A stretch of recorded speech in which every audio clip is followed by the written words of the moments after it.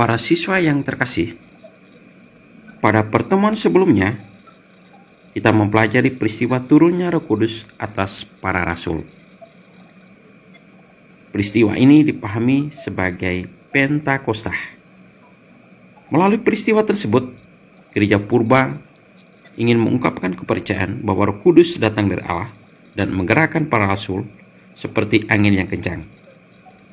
Mereka berani untuk mewartakan kabar sukacita bahwa Yesus adalah Tuhan dengan semangat berapi-api seperti nyala api.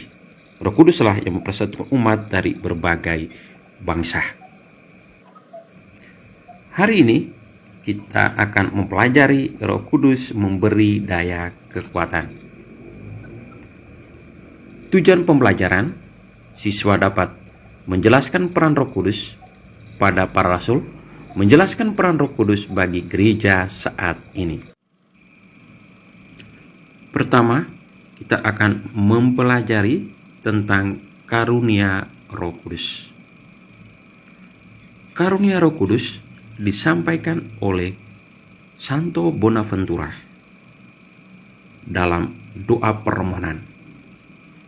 Dalam doa permohonan, Santo Bonaventura menyampaikan 7 karunia Roh Kudus.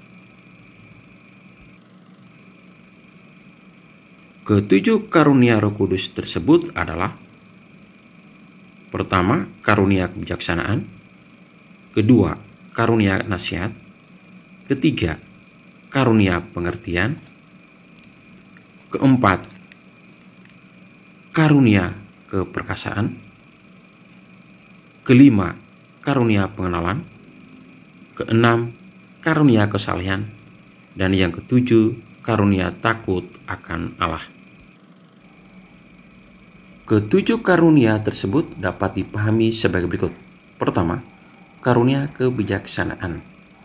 Karunia kebijaksanaan ini dapat dipahami untuk menilai dan mengatur segala sesuatu sesuai dengan kehendak Allah dan bersatu dengan kasih Allah. Kedua, karunia pengertian adalah karunia untuk memberikan pengertian yang mendalam tentang kebenaran ilahi, yaitu Allah, dan iman, yaitu kepercayaan kita kepada Allah.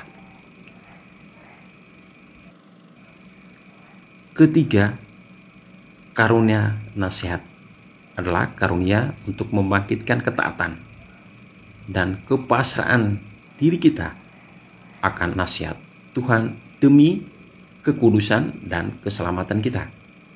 Keempat, karunia keperkasaan adalah karunia untuk menjaga kita dari serangan roh-roh jahat atau para musuh yang ingin menghadang kita.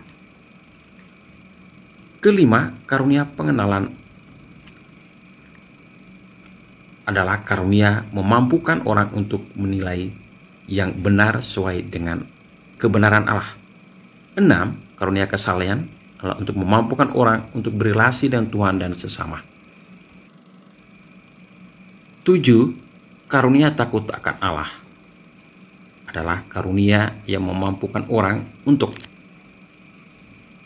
tidak berbuat dosa dan tidak mengingini barang-barang duniawi demi cinta kepada Tuhan dan hormat kepada Tuhan. Kedua, kita akan memahami daya karya Roh Kudus pada para rasul dan gereja. Daya karya Roh Kudus pada para rasul dapat Anda baca secara mandiri dalam Kisah Para Rasul bab 2 ayat 14 sampai 43. Dalam bacaan tersebut dapat disimpulkan bahwa berkat Roh Kudus, para rasul yang pada awal mulanya takut, tidak berani untuk bergaul atau menampakkan diri untuk mewartakan Yesus adalah Tuhan, kini menjadi berani menunjukkan diri di hadapan orang banyak, bahkan berani mewartakan bahwa Yesus adalah Tuhan. Ketika Roh Kudus menyertai para rasul, Dan memberikan pendampingan, mereka dapat mewartakan Yesus adalah Tuhan. Dan mereka menggunakan satu bahasa sehingga dapat dimengerti oleh berbagai bangsa yang hadir saat itu. Karya Roh Kudus menghasilkan sesuatu yang luar biasa, yaitu pertama, diceritakan bahwa pada saat itu jumlah mereka bertambah kira-kira 3.000 jiwa.